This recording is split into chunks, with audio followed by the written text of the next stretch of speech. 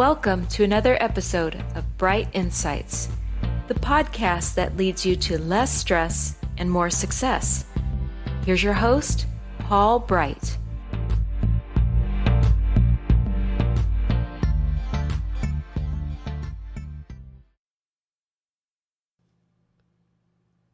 Ladies and gentlemen, welcome to another episode of Bright Insights. I'm your host, Paul Bright. Thank you for listening. Thank you for being here. Thank you for helping me actually get through this coronavirus crisis as well. I'm getting feedback, emails, thumbs up, subscriptions. It's awesome to know that other people are out there listening and giving me things to listen to. It gives me hope. It feels great to know that there are a lot of us out there that want to bond together and get through this. And this is the third episode in the series, and I'm not going to be talking about the easiest subject in the world in this one. The bottom line up front is we're going to talk about grief, the grim outlook, and what you can do to lead yourself through the grief process, because you don't get over it, you get through it. The bottom line up front. With grief, it's not something that you get over, it's something that you get through. So, I'm recording this the first week of April in 2020. And I remember when I started, we had maybe 10,000 cases in America of the coronavirus or COVID-19 and about 200 deaths. And it's gone up significantly in 3 weeks. That's not a lie. I can't make stuff up. There's a 2 to 3% mortality rate. It's like if 100 people you knew that got the coronavirus or the COVID-19 illness, and of the 80% of the 20% went to the hospital, like 3 of them likely won't make it. It's true. And the other truth is it's not in your locus of control. Largely, you can't do anything about that when somebody goes in. And if somebody doesn't make it, it's somebody you knew or you're related to that situation. They may not make it. They may die. And you grieve. And I believe we all understand that grief is a normal process when it comes to losing somebody. What we have a hard time understanding is how else or what else can trigger feelings of grief. And that's what we're going to go through at some point. So we're going to start first by talking about the stages of grief. There's a couple of models of it, but generally the model most people are familiar with are the 5 stages of grief: denial, anger, bargaining, depression, and acceptance. And there's a few details of what each stage is like, and I can give you a quick refresher on them. Denial is really not even accepting the loss, hoping that it was a big mistake. Maybe it was a misidentification of the person. Maybe somebody's just making it up, and you need to see the body, you need to see the face, you need to see an official death, you need to see it all before you can even think that that person is gone or whatever you lost is gone. Anger. That's when you start blaming. You blame things on the loss. You might blame yourself. You're mad at God. You're mad at whatever you lost, the doctor, things outside of it. It wasn't for that stupid car. If it wasn't for this, if it wasn't for that, there's the bargaining stage, wishing that you could trade something or someone or do something differently and prevent it from happening. If only I could give my life or give my right arm, I would see this person, or I'd have this thing back again. Oh, if only we had gone here instead of there, this wouldn't have happened. If only we had washed our hands one extra time, then maybe this wouldn't have happened.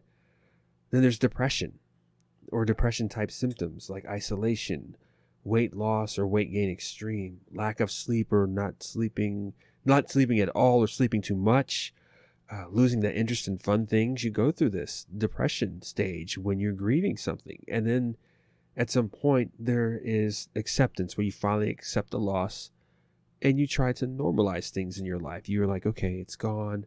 I've got to figure out a way to move on and do things and try to make things as normal as possible.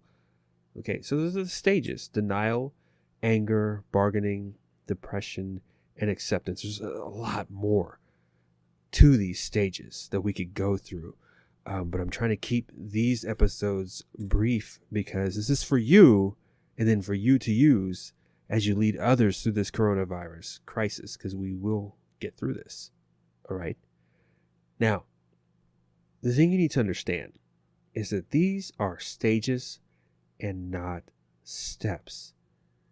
These are stages and not steps. It's important to recognize that you're not going to go through step 1, denial, step 2, anger, whatever.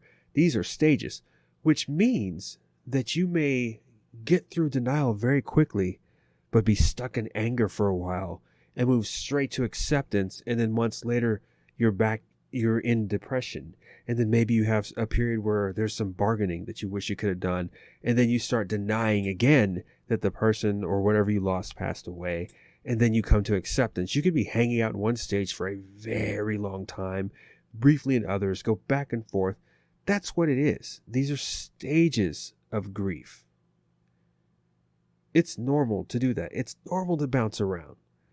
When it becomes abnormal, as if the grief and the stages are so prolonged that you start having symptoms like post-traumatic stress disorder, where even just driving by a cemetery or driving by or being exposed to a situation makes you get triggered to the point as if you feel like you just heard about the loss for the first time, yet it's been 6 months, it's been a year.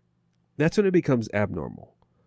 Or you're in the depression stage so long that it's beyond 2 or 3 months and it starts developing into a major depressive disorder that's related to bereavement. When that happens, you definitely need to go see a professional counselor, seek some professional help, because now your body and mind have taken over past just the emotions that are attached to grief. The second thing you need to understand is that you might feel guilty for having fun or having a good time soon after the loss, a year after the loss. You might feel bad that you did something that was similar to the loss when the loss was alive or was within your hands or within your grasp, and you start feeling guilty. It's okay to have fun. It's okay to appreciate. Let's say the person that what you lost was a person. I don't think that person is going to be like, I need you to be miserable and never have a good time for the rest of your life while I'm gone. Most likely that's not what that person would want. You know this. It's just that you don't want to feel bad for feeling good, because sometimes it makes you feel like you've forgotten. Well, you haven't forgotten. No one's thrown away the image or the memories of what you had that you lost. So it's okay to have a good time. It's okay to feel normal. It's all right. You have permission to do that. The third thing, and you've heard me hint about this in these last couple of paragraphs, in these last few minutes, is that likely what you're going to lose and grieve over is not a person when it comes to this coronavirus crisis. It's likely not going to be a person, yet you can still experience these symptoms, okay? Let me give you an example. So some of you are leading a small business. You were leading one before the crisis started. You just got off the ground and you had just started making a little bit of money, and the crisis has hit. And you're running out of funds, you're running out of support, and you're going to lose your business. That's a significant loss. You invested a lot of time and effort into this business, and losing the business means losing people attached to the business as workers. When that happens, it's more than, it will feel like you lost a person, which in a way you did. It's something that has become such a significant part of you and is now gone. You're going to experience these symptoms of denial, anger, bargaining, depression, and acceptance. It's okay. That's normal. It's normal to feel that over losing a business, just like it is a pet. Or even if you get through that part of this, we're going to get through this all together as human beings and as leaders. We're going to get through this coronavirus crisis. But there are some people that may be your suppliers, or a business that, or a restaurant that you used to frequent. That was like your tradition. You went there at least twice a week, and that didn't survive the virus crisis. It's a loss. You might feel some of these feelings because of everything that is attached to it. It's okay to experience that. You will experience grief and some of these symptoms, and that's not abnormal. You may think it's abnormal, but it's not. I just wanted to let you know that, okay? So again, these are stages, not steps. not feeling guilty because you had a good time or you replaced something that you lost. And that the thing that you lose isn't always a person. It can be a business, it can be a coworker, it can be all these things. So what can you do as a leader? When you accept this, when you take this into mind and the stages and recognizing them, how can you lead? Well, it's kind of cool. So one thing you can do is with your group, with your tribe, your subordinates, whomever it is, be very open about it. Talk about it. Talk about the loss. Talk about what's different. Talk about what it feels like for you. Go over some of these stages. You can do some research. I can, if you have hit me up with an email or message me, I'll send you some other links.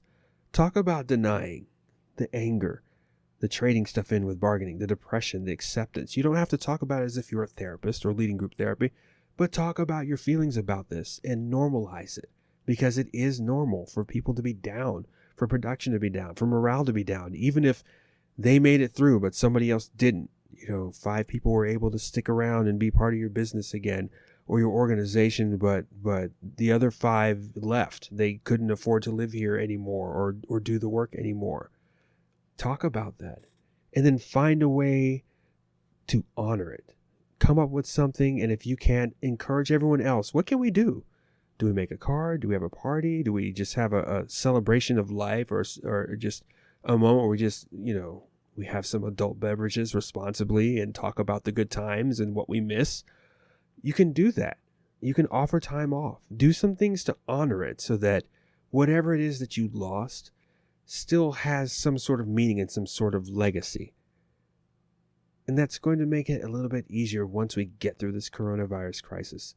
When people know that you are still a human being as a leader and that you too may grieve and that grieving is normal. And it's okay to be sad. It's okay to be happy. It's okay to want things and deny it. It's okay to do all these things. And when it becomes not okay, where it starts becoming seriously problematic to where it's your mind, body, and spirit are being affected, you can go get help. And that's okay too. Because when you get the help and when you process all this together, you face the reality, in the end, it will be a lot less stress and more success because you will get through this. Until next time.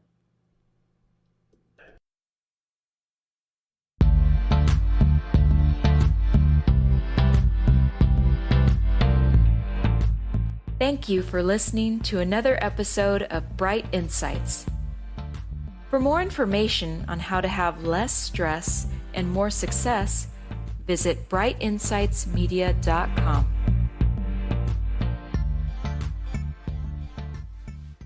If you enjoyed this episode in particular, or the Bright Insights podcast overall, subscribe and share with your friends. That gives us a little more visibility. And with that, we can all have less stress and more success.